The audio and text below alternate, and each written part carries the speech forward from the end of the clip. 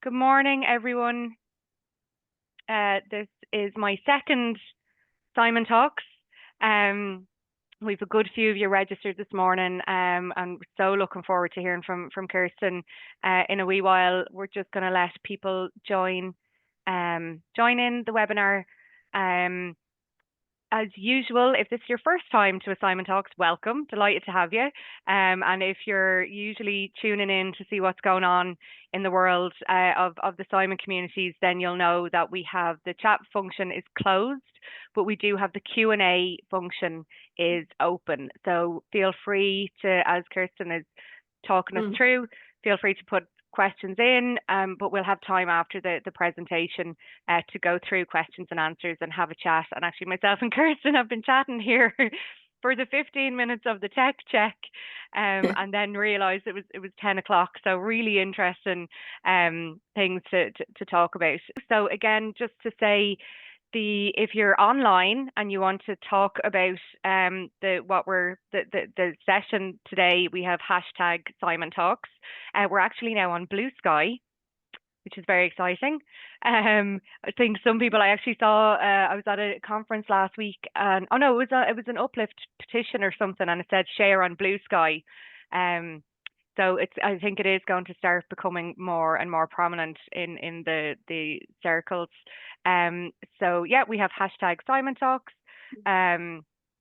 We have, as I said, just for people joining, we'll have the Q&A function is open. This is being recorded and will be made available afterwards. So Ailish has logged off. They're there in the background and looks after all of the kind of tech side of all of this. This is Kirsten's first Simon Talks with us. And I've been dying to meet her and have a chat about how things are going up in the north. And today we're specifically talking about women's homelessness and some of the programs, but I think then, naturally we'll have wider conversations then as well.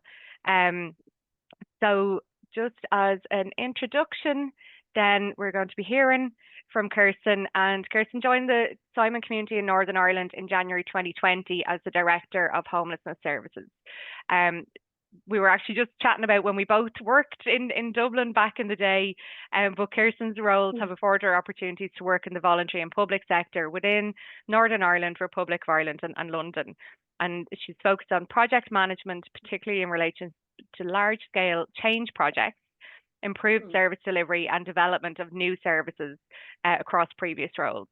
And her commitment to working with people who are experiencing homelessness continues to be a drive and focus for her, and the opportunity to work towards ending homelessness in Northern Ireland with Simon community is a privilege for her. And I think we're very much on the same page, or cut from the same cloth now, which is why I'm so excited to hear from you. So I'm going to hand over to Kirsten. I'm going to mute myself, and then we'll come back out for the Q&A afterwards. So thank you so much. Great.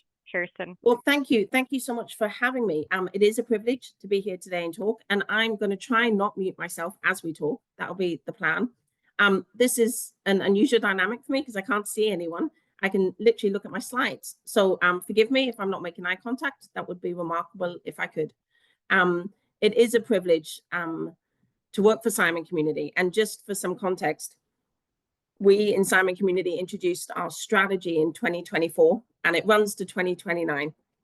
And the main drive of it is doing things differently. And so for us, how we do and how we work in homeless services is looking different, particularly because we've recognized if we keep doing what we've been doing, ultimately we're not going to end homelessness. And so for us, doing things differently is really important. So some context, Simon Community is the largest of homeless service providers in Northern Ireland. We have on any given night up to 464 people who sleep in our temporary accommodation project, and they range from family service to young people services. We have young people from the age of 16 accessing services, all the way to we have approved premises through probation and general homeless services. We do community support, everything from drug outreach into floating support and helping people sustain the tenancy they're in.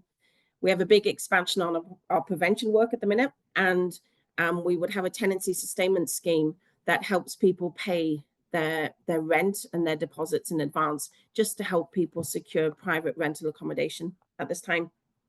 Last year, we received just less than 18,000 calls on our homeless helpline. That really demonstrates and shows the amount of people who are asking for help in Northern Ireland. That will skip me right into this next slide. So here we are. I am just before last week, I literally just snipped newspaper headlines, which just speaks to the current crisis that we have in Northern Ireland, which you'll be familiar with, obviously being based in the Republic as well and in the North. We have significant numbers of people experiencing homelessness. 1 in 32 of our population is experiencing homelessness. We have nearly 60,000 people on the housing. No, we don't. Sorry, apologies. We have nearly 60,000 households on that housing waiting list, social housing waiting list. The length of stay on that is significant. Recent research has highlighted we've 18,000 children who are homeless in Northern Ireland. So this is just a snapshot really of some of the things which are causing concerns at the minute. And this one here, the daily cost of homeless individuals in hotels and B&Bs, that was recent figures from a Northern Ireland Audit Office report, which came out last week. I think it was last week or the week before, which highlighted that, and the amount of money which is being spent on this temporary accommodation option. Anyway, that's the largest scene, that's homelessness as it is at this point in time. But today we're just going to think a little bit about women. So here we are. We need to think differently about women experiencing homelessness. What's currently designed and offered in Northern Ireland isn't sufficient. So we have about 17% of people presenting to the Northern Ireland Housing Executive as homeless. If we're looking at the single adult population, are females, and majority of them are between the age of 26 and 59. There is increasing recognition that we need research and the voice of those who experience homelessness to speak loudly, so we can understand the impact and the experience of women. And so we can then design and deliver services which best support them. So in 2024, we're committed in Simon Community to doing research and to aiding the evidence base, which drives what we do and practically how we deliver services and how we work towards ending homelessness. So in 2024, we worked with Dr. Sarah McNeil in Queen's University in Belfast, and there was research published focusing on the access to healthcare for women experiencing homelessness. What was really important about it, and you can actually access this report on our website, is its qualitative data. There were real life impacts demonstrated. The conversations with women were really important. They spoke loudly into the space. And there was a clear recognition that there was a lack of coordination between healthcare services and homelessness services. Many of our frontline staff will probably sit back and tell you they could have told you that before the research was done, but it gave us a space for women experiencing homelessness to really speak into it, and that's really vital. And then in March 2025, just towards the end of March, there's been research which has been released, about violence against women and homelessness in Northern Ireland. And that was done through Heriot-Watt University, and they accessed money through the Community Foundation. That research has been really important as well. And it is speaking into the space and has clear recommendations. It demonstrates it, it shows the failings in respect of temporary accommodation offers in Northern Ireland at the minute, directed and supported to women, which is a space that we're going to talk a little bit about this morning. So, life adversity and challenges. I guess when we look at the research, we can see that there's a high prevalence of women who've experienced domestic violence and abuse as a trigger for homelessness, but also as an experience that occurs while homeless. There are women with severe mental illness and other mental health problems.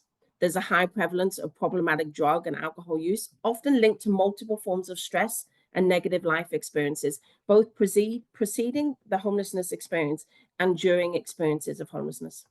There's low levels of education, work experience, and training. And there's economic dependence previously on partners, and research has shown mostly male. Many lone women experiencing long-term and recurrent homelessness are parents who do not have their children with them. And some have had children taken into care, while others have children living with another relative. And there's poor physical health I am, whilst I know these particular life adversities and challenges don't exist for all women, and research has shown common threads in the population. So why are we doing things differently in Simon Community? Well, women have unique experiences.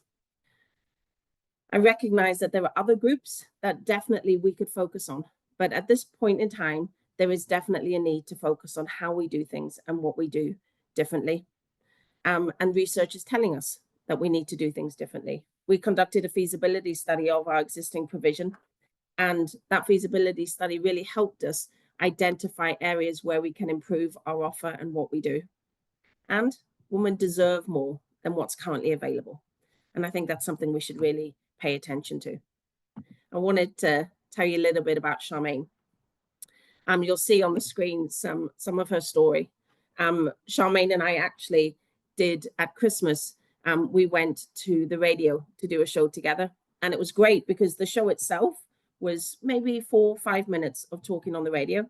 But the time with Charmaine before that was brilliant, just to spend and hear her journey and where she's at.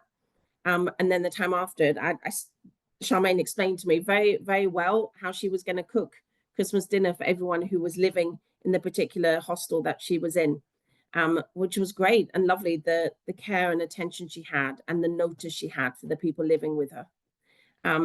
But a year ago, Charmaine will tell me and has told us that she would never have spoken up about her story. She would never have taken the opportunity to be on the radio or to even talk to other people about her experiences, but she's found a voice.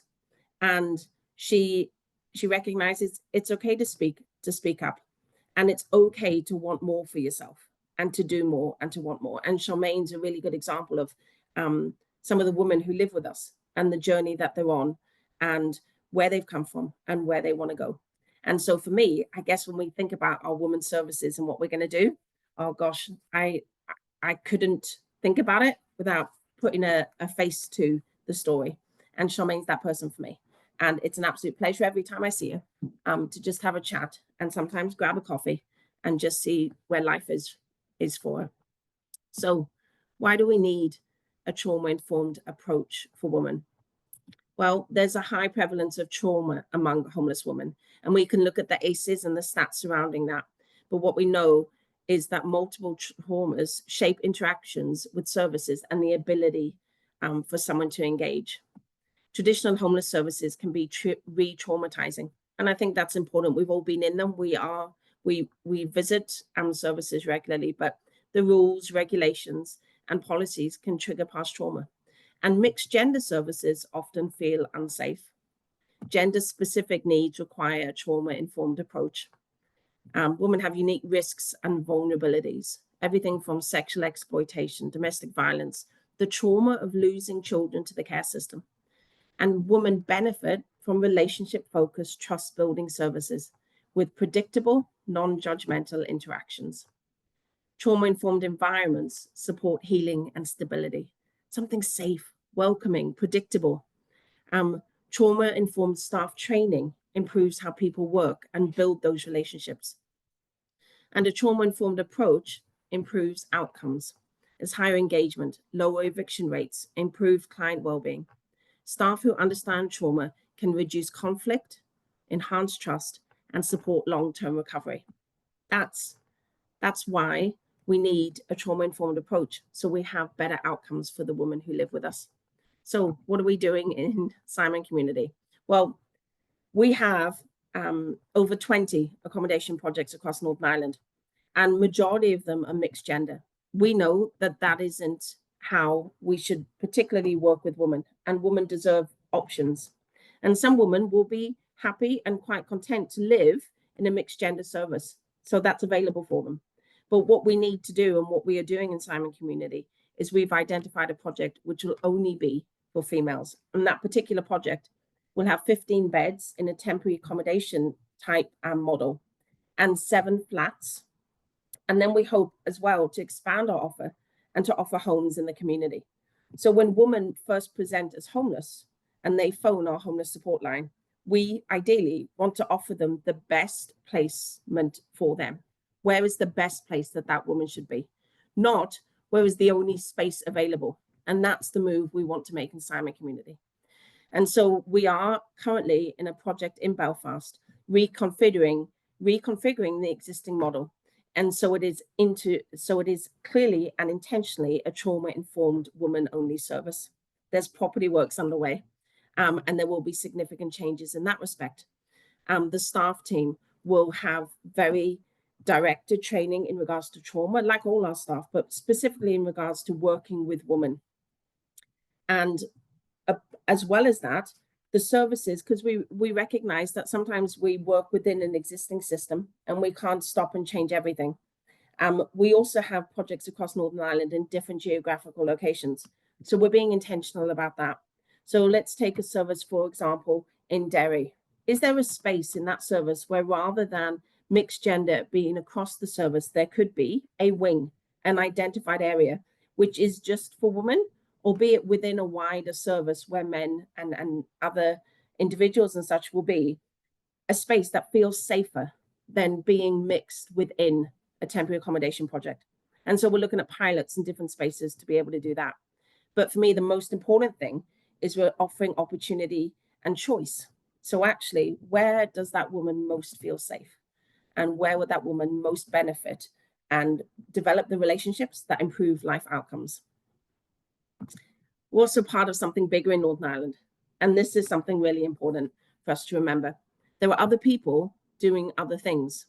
And so we want to be part of that because we recognize we can't do everything alone and we'll never end homelessness if we work in isolation. So there has been a women's working group established. So across the sector we meet, and actually that meeting is happening today, where different providers offering different things that are focused on women are able to sit and look. The intention of that group is to find better ways of working. So whilst we have options in Simon Community, there's options across the sector. So what does that look like? Is somebody's placement better in another provider service rather than ours? So let's look at intentional placements. And there's a commitment to finding out how we can do that and work better together. There's also a commitment in Northern Ireland to shared training. So what does trauma-informed practice training look like? What does it look like to work in a gender-specific service? And can our staff avail of training together to learn from each other, but also to raise the standard and to be consistent in how we work? But to get there, we had to understand and know what each provider offers. So for example, there's an organization, the Welcome Organization in Belfast. They offer a 10-bed woman-only service with a therapeutic and trauma-informed ethos. That service is available for women who are ready to make a change. And so actually, if we could have somebody in our service and gets to the point where that space is the best place for them, then let's find a way to make that happen and work so the transition is smooth and works in the best interests of that woman. Let's find a way to share information so that woman don't have to keep saying the same thing to everyone they meet. And there's a commitment to look at how we could do that. And there's an exploration of women's specific health support. So actually, could we offer that and do that intentionally across our organizations better? So for us, there's what we do in Simon Community, but it's part of a bigger picture. And so we're committed to working with other providers and looking at how we intentionally support women in Northern Ireland. We need a name. However, we haven't quite come up with the name of what this group and what this function will look like, but we're in that space at the minute. We have significant challenges though. So housing, gosh, and I know everyone on this call is probably hearing that as well. And we have a significant challenge with housing. The system in Northern Ireland makes it difficult at times. And access to healthcare support, mental health support specifically. So how do we work around it if we can't navigate within it? The number of available placements, as I said, wouldn't it be great to offer choice? That's dependent on people getting out the system. And so we need to find a way to figure that out. Funding, again, we operate on annual budgets. Multi-year budgets don't exist for our services currently in Northern Ireland. So every year we're looking to see if we can just retain the funding we had last year. Staff burnout and staff retention. Sometimes working in a very complex environment with significant challenges is exhausting for our staff. And when we have vacancies, the extra shifts they cover can generate and cause staff burnout. So we're finding ways to retain our staff and keep them well. Well-being for our staff is a critical part of our strategic planning moving forward, just so that we can continue what we do as well as we do, but keep improving. And why do we do all of this? Why are we looking at women? Why are we looking at finding ways to support them differently? Well, that's simple, because it's the right thing to do. And when we look at research and when we've worked in this sector for so long, we need to find better ways of doing things, and we need to do it and remember that people deserve the best that we can give. And if we can just reshape and do things differently to offer more, then we should without a doubt do that. And we'll skip to Q&A. I'm more than happy to engage in a conversation about anything I've spoken about. Thank you so much, Kirsten. I was taking notes as you were chatting there as well. So just to say, for people who joined, the Q&A function is open. If you have any questions or comments or things that you want to ask and chat with Kirsten about, please do feel free to put your questions in the Q&A box, and I'll check them there. I just wanted to, so I know I was saying to you before coming on, I was looking at your budget submission for the 25-26 for the executive budgetary process. And there were a couple of things that jumped out at me that are kind of, you know, parallel to what's happening here. So I saw like your specific call around Northern Ireland Water. And I assume that's something similar to here, where you have to have the utilities kind of set up. Absolutely. Yeah. So is that a delay? I'm jumping in there, but yeah, no, go for it. Yeah, so Northern Ireland Water, significant challenge. So we have, and I know housing associations, this is a particular space that they would be actively lobbying and speaking into. We have spaces in Northern Ireland where there are housing which can be built, but there isn't the infrastructure in regards to water to enable that to happen. So I'll give an example. We have a property which is currently under planning permission, and it will be reconfigured into 3 flats is the plan. The delay on that is Northern Ireland Water. So it's sitting, and would you have similar challenges in the Republic of Ireland? Yeah. It's that thing of the utilities as well. So it's not just about supply of housing, it's places that are ready for occupancy. Yeah. And I was in a conversation with a housing association recently, and there are spaces where there are houses built. They just need the utilities connected. And so when we talk about housing, it's bigger than just the funding for housing, because we need the infrastructure, and particularly Northern Ireland Water, to come around that. Yeah, because it's something similar here with, we're trying to talk to the government just outside of just the Minister for Housing, because there are so many interconnecting pieces that it's not like, you know, the Minister for Housing alone isn't going to be able to end homelessness. You know, we need buy-in from social protection. You know, it needs to be led by the Taoiseach and Taoiseach. So that's something that we're trying to work on. And you said something which is really a parallel for Northern Ireland as well. Department of Communities is where our housing and homelessness sits. But housing and homelessness isn't just a problem in the Department of Communities. And when I say problem, I mean that in the best way I can say it. Homelessness should have justice intervention. It should have intervention in education. And Northern Ireland particularly talks about prevention and how important prevention is. And the Housing Executive is definitely pushing a prevention agenda.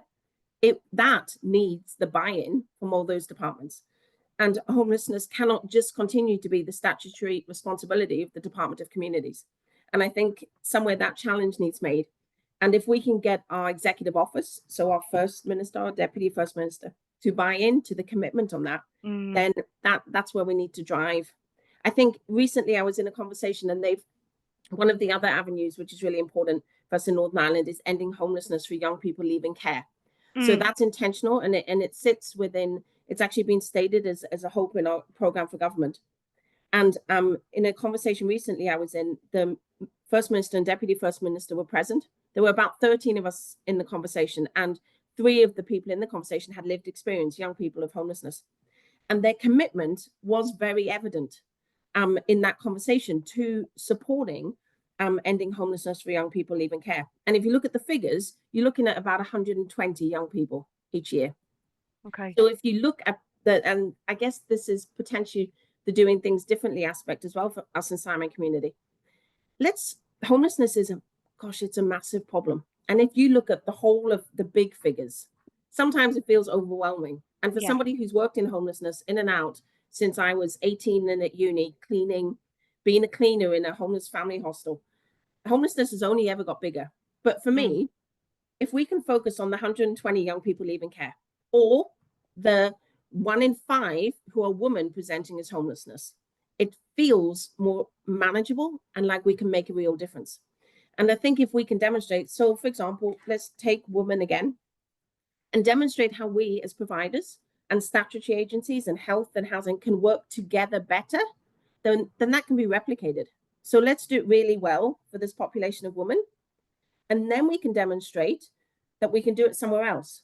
And if we have health buy-in there and we're doing it really well, okay, that's brilliant. So let's next time figure out how we can get justice in the conversation. Because I think the momentum of demonstrating something works will hopefully bring more people on board. But it's difficult. You guys know that as well. Yeah. But you're right. I think we need to show that things can be done, and then it can be upscaled. Because the other thing that really struck me about your presentation was the numbers. So I think you maybe categorize. So the monthly figures that we get on the last Friday of every month are just the figures of people accessing local authority emergency accommodation. So it's leaving out anyone who's in hidden homelessness, which I know you did the report last year, the Under the Radar report with us. People who are in domestic violence refuges, people who are in international protection centres who have been granted leave to stay but have nowhere to move on to. So, but the official emergency accommodation figures are around 15,500 now, and 4,500 children. 4,600 children, but it really struck me the difference, like the huge numbers in the north. So is your data based off the social housing needs assessment list? So what will happen? The Department for Communities releases data once. I want to say every 6 months. I want to say every 6 months. I'm going to say every 6 months, not want to. That's what I'm saying. Yeah. And that data. And the data the housing executive will release is based on households, right? So in Simon community, I guess in conversations and our chief exec and the rest of us talking, households doesn't feel right. There's people in a household. And so actually in Simon community, we off the back of that data go back and ask for not the household data, but the people data. So actually, what does 50,000 feel like when you count the people who are in that? And that drastically increases the figures, because I think if we report on households, it gets lost. The people in that get lost, right? So the people stat is there. It's big. It's growing. Well, so we get the numbers of people in temporary accommodation, and then the numbers of people on the social housing waiting list. So ultimately, the Northern Ireland Housing Executive has a statutory responsibility for somebody that they accept as homeless. And as part of that, if that person requires temporary accommodation, then they need to be able to access it. And I think the housing executive acknowledges that if all the people who they've accepted as having a statutory responsibility for actually asked for the temporary accommodation, we'd be in a significantly bigger problem than we are now. So there's lots of people who aren't accessing that. But the figures are high. 1 in 32 of our population. And this time last year, it was 1 in 33. So it's going down. The wrong way. Going the wrong way. That's it. Yeah. And that doesn't count the hidden homeless. And as that report said, we anticipate another 25,000 people sitting in hidden homelessness. And we know that affects some groups of the population more so. So young people, for example, we know that they're disproportionately present in that hidden homeless population. And so the figures and the people that we deal with are bigger. And it's just it feels overwhelming sometimes. And when we look at the stats, so when we had a big debate about what is 1 in 32, or do you use the actual number? Well, I mean, what sounds worse? 1 in 32 for me. I'm thinking, gosh, that's 1 in every classroom that my kids are in. Yeah. You know, that's one person who is experiencing homelessness. That's not one person who's at risk. There's more people, if you count the people at this present time, who are struggling to pay their rent, or who are struggling because their landlord's given notice and they don't know what to do. That figure just, it goes up and up. So yeah, the figures are high. Yeah, and you've touched on the other piece that I noticed in the budget submission around the freeze in local housing allowance. Yeah. So Yeah. is that similar to, because we have the HAP payments, the housing assistance payment, and some kind of sometimes rental accommodation supplements and stuff like that. So is that the similar Yeah. So equivalent? the local housing allowance will be so for example, I'll give you an example of how that practically would help. So we as an organization have started purchasing homes. So we spend a lot of time talking about lack of housing. So what do we do in Simon Community? Well, we still spend a lot of time talking about the lack of housing and challenging where we need to, but we also started buying homes. We're not a housing association. We are what we would describe as a socially conscious, good landlord. We are a good landlord. And the purchase of those homes, we've actually purchased 30. I think some are going through sale agreed at this present time and all the legal checks. We move individuals who are in our temporary accommodation projects across Northern Ireland, who maybe have very low points. And so the chance of them getting social housing is less than somebody with higher points, as an example. And they've maybe been in our temporary accommodation for 2, 3, 4 years. So one of the ladies who moved in had been with us over 5 years in temporary accommodation. I mean, that's shocking. Move into their home with us. It can be their forever home. They can stay as long as they want. We appreciate some people will have that, and then their life circumstances will change and they'll move on. But some people have that home for forever if they so wish. Their rental charge on that matches the local housing allowance. So what we do in Simon Community is then that can be recoverable through housing benefit from the government to support them paying for it. We match it according to the local housing allowance because that is effectively it's a lower rent, but we can still make, we're not looking to make profit on the model. We're looking to accommodate people in their forever homes. Yeah. And so when they freeze the local housing allowance, that means that rent for us we won't increase that rent until it unfreezes. So that's in practice how the local housing allowance changes or freezing affects our creating homes space, but that's recoverable through housing benefit if somebody is on benefits. If they're working, it's not, but if they're working, we're not charging market rate rent. We're charging what is, we believe, an affordable and accessible rent. And I'm so sorry because I'm just throwing all of the questions at you now. You mentioned points. So is that like on the social housing list? Because here it's that you're a number on a list. So depending on how long you've been on the list or if you have medical priority, things like that. So, but you have points. Yeah. So when you present to the housing executive as homeless, I mean, you're really testing all my frontline knowledge here. Yeah, sorry. But it's okay. No, it's fine. So this is me, and let's hope I'm getting this right. You have to pass 4 tests in Northern Ireland for them to determine whether they accept you as homeless. So actually the figures, in fact, I wrote this down because this is always fascinating to me. So in 2024, 17% of people presented to the housing executive who said they were homeless, but only 67% of them were accepted and given full duty applicant status. So there are a number of people who present who are not accepted. Now, I guess you would have similar in the Republic? Yeah. There's the qualifying criteria and stuff like that. Yeah. Right. So 4 tests you pass, and then you get allocated points for different things. But the point system has been under review, and there's like they announced recently a big change in that the points awarded for, oh goodness, the name's just gone up, high intimidation points. I want to say intimidation points. Yeah. Are being removed from the system. So you'll get different points for different things. So maybe if you have complex drug use, you'll get a certain allocation of points, or And whether you've been in temporary accommodation for a set period of time, you're getting allocation points.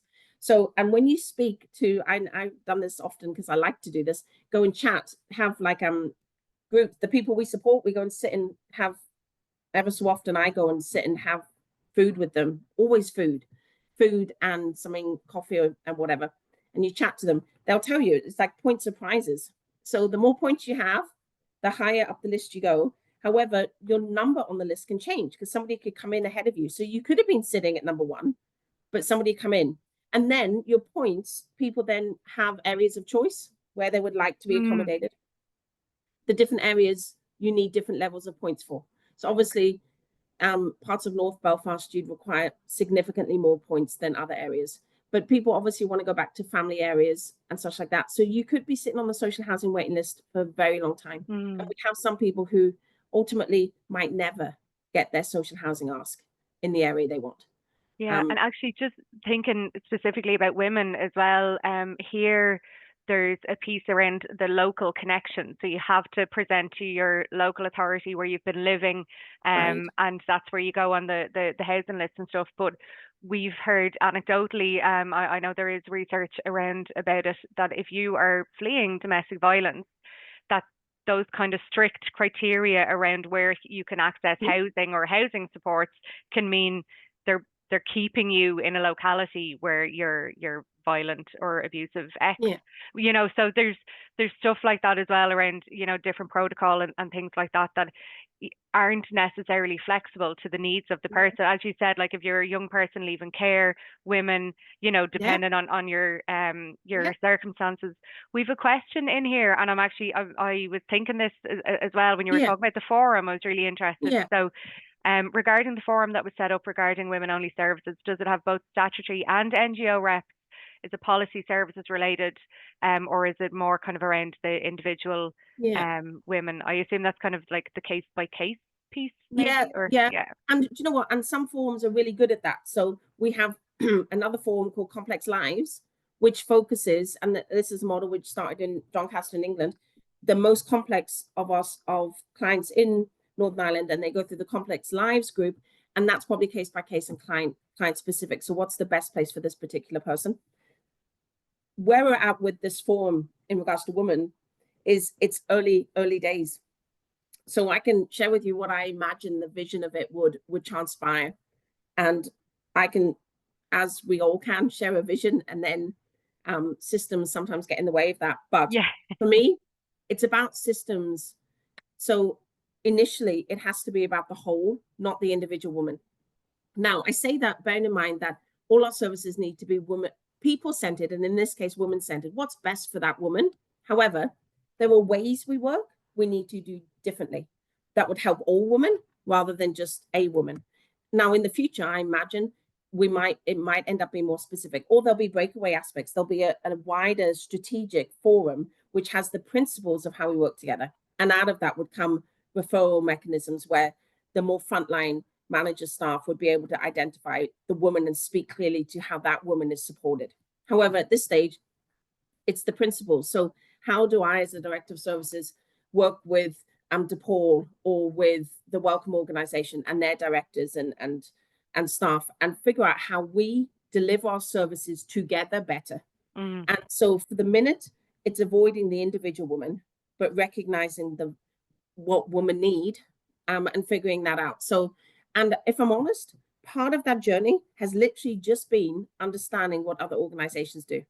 It's very easy to become siloed from other organizations because everyone is doing such good intentional work that sometimes you do it and you put your head down and you get on and you're not really that sure what everyone else is doing around you. And so the time and investment, I think, has got to be in doing that so that I can understand clearly, actually, we offer that in Simon Community, but you see what Welcome's doing there in respect of that 10-bed service? Actually, we have women who would benefit from that more than staying with us. Not because we do anything less than, we just do something different. And if we can understand the full spectrum of service delivery, I think that's a space. So it's more strategic and system policy, that kind of space at the minute. But there'll be outgoings of that, I have no doubt. And just to flag, it does have housing executive and health represented, which is good. And not and it's early days. So there may well Yeah. be people that join the party as Yeah. we keep No, and going. it's so because when you're describing it, I'm thinking it's nearly like a mapping Yeah, um of initially the it does. yeah, yeah.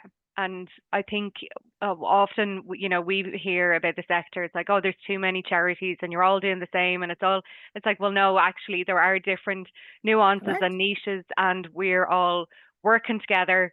Correct. And like that, as you said, if there's a different service that's more appropriate for someone, then that's what, you know, we're all working towards the same end goal of That's it. ending homelessness and people experiencing housing insecurity. So, yeah, no, Yeah. that's going to be really interesting to keep an eye on and see how it's going Yeah. for you. And I think the other thing, just if anyone has any final questions, if they want to put them in the Q&A box, but I just wanted to touch on Charmaine's um Mm, story mm. and generosity in sharing her story. Yeah. Because 100%. In fact, yeah, I'm going to go back to a slide here yeah. actually. Um, Because I was oh, reading the quotes, I'm like nodding along. That's the thing, my camera was off, but I was nodding yeah. along with so much that you were saying. Um, and I think the biggest maybe Yeah, challenge and piece for us is working in the sector is around breaking down the shame and stigma that's involved it. with experience and homelessness, because it's not something to have shame about. No, it's not. And honestly, to have met Charmaine and to chat to her now, and just to see, Charmaine's a woman with hopes and dreams and all of that thing, and to see it reignited in many ways, and the energy and just the lift, but also to watch and walk into a service. And I'm actually today I'm based out of the service that is we're reconfiguring. Um, and I came here to work. So to walk in, and I haven't seen her yet today, but the last time I came in, she was walking with another woman who was struggling that day. But Mm, Charmaine was with her and going with her to a GP appointment and stuff. Like I thought, gosh, what a difference when you and establish a relationship. And I think part of that is Charmaine's relationship with the staff in the service, the support workers, the female support workers particularly, is incredible. And mm. you can see the journey that that has created and the movement. But I just really hope that Charmaine keeps going onwards and upwards.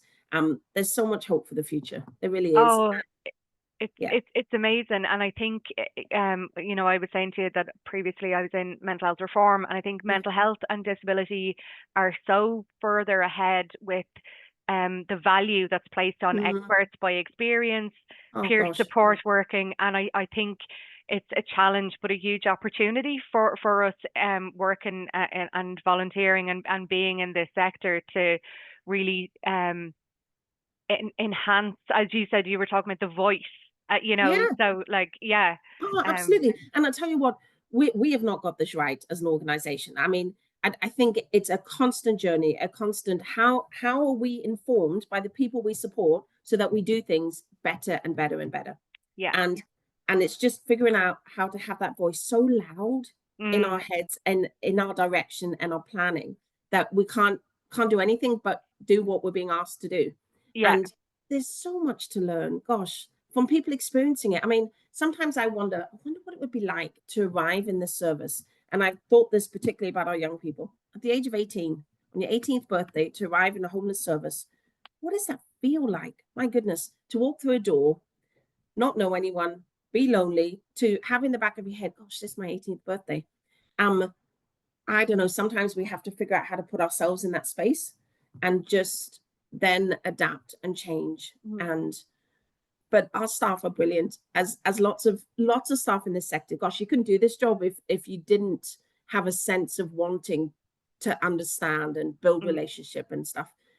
You couldn't stay, be too And hard. and I think when you said about staff burnout, and staff retention and stuff as well, I think that's and for people experiencing homelessness to take the smaller pieces and the smaller numbers and actually make a difference in those. People need to see that change is happening.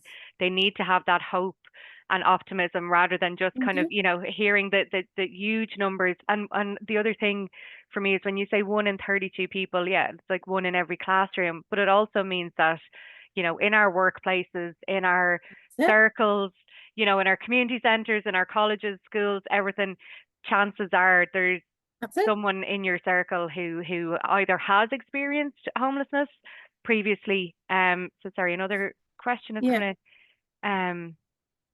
So you speak so eloquently about resilience needed to work in homelessness. Do you see this as an issue for the entire sector? And how do we avoid burnout and keep motivated and stay hopeful? Oh gosh, I mean, how do we? And don't get me wrong, there are days when I even feel, gosh, this is a challenge today. So, I mean, and I can speak from my personal how do I think we should do it?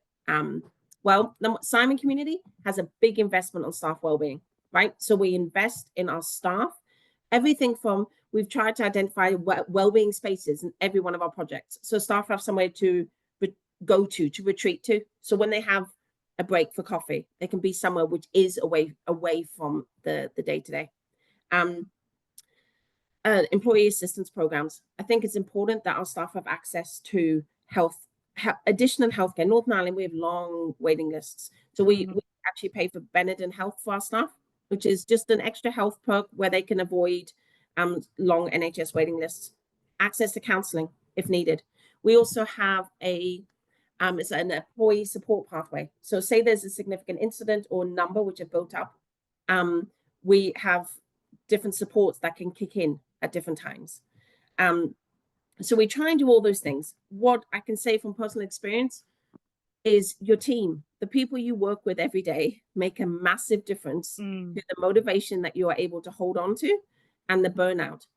Your manager, and we talk about this often, as a manager, I need to be able to identify when someone's struggling and then to be able to come alongside them and just see, okay, how can we help to avoid burnout?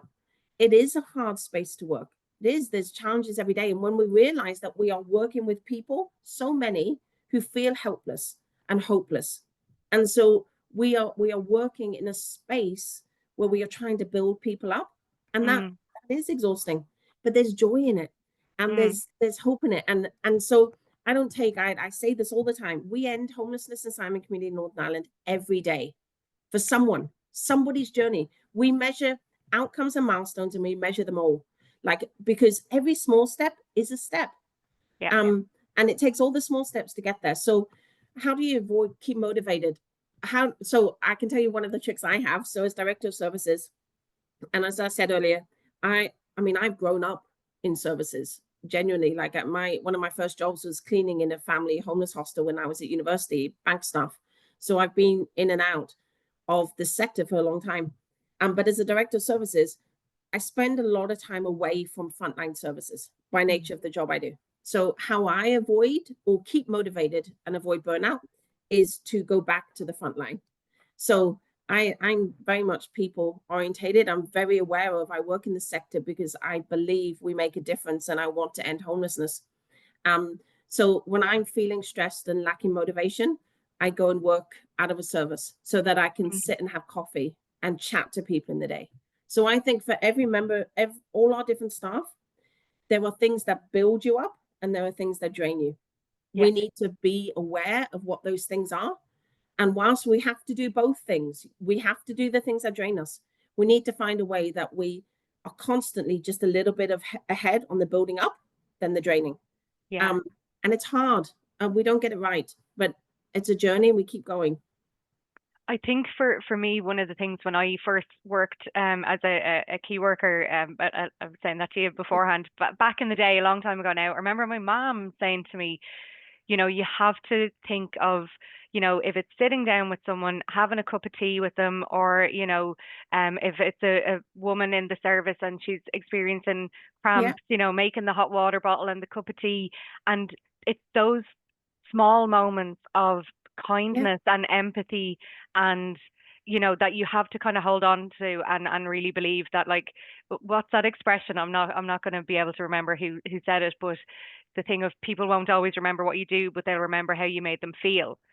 100%. And the building up of staff or people access and services is that respect and and valuing opinions and experiences and stuff. So no, it's really you're right. We're all sorry, go ahead.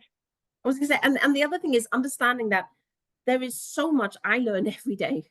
right? Yes. So when we work in the space, we definitely don't have all the answers, and nor should we think we do. So Mm, it's a constant moving, and generally there are days I learn more than I would ever be able to impart anywhere. yeah. So I just I don't know, keep going, just because there's nothing else for it. Yeah, Yeah. And we're making a difference. I said I loved that, the ending homelessness every day. And for yeah, me, since I started in the role now, I've been trying to get around and visit some of the different Simon communities to visit the frontline services, because obviously in the national office, yeah. we're just there's just a few of us. And yeah, it's such a powerful It is. reminder of, why we're doing That's it. things like Simon Talks and why we're knocking on the doors of the executive and the Dáil and the Shannon and all That's all the it. time, and just continuous. Yeah, yeah. Yeah, Thank you so, so much, Kirsten. It's been an absolute pleasure. And there's loads of other things I'm going to be in touch with you about. that's great. And just to say, for those still online, our next Simon Talks is going to be on the mental health bill. And you mentioned mental health a couple of times. So we have a new Yeah, piece of legislation that's coming okay. in the Republic, and there's been some questions. So we have Professor Brendan Kelly. He's a professor of Yeah, psychiatry in Trinity. He's going to be speaking to us about the changes that are coming up in the yeah. bill. So just keep an eye on socials and emails and newsletters and stuff like that, and to see what's coming up next. And Kirsten will definitely be in touch Great. with you. And Thank you. Thank you for no, having me. It really has been a pleasure to speak to you. yeah, no, it's been really great. And yeah, enjoy the rest of the day now and the service, and tell them all we said hello. Will do. Thanks so much. Cheerio. Bye bye.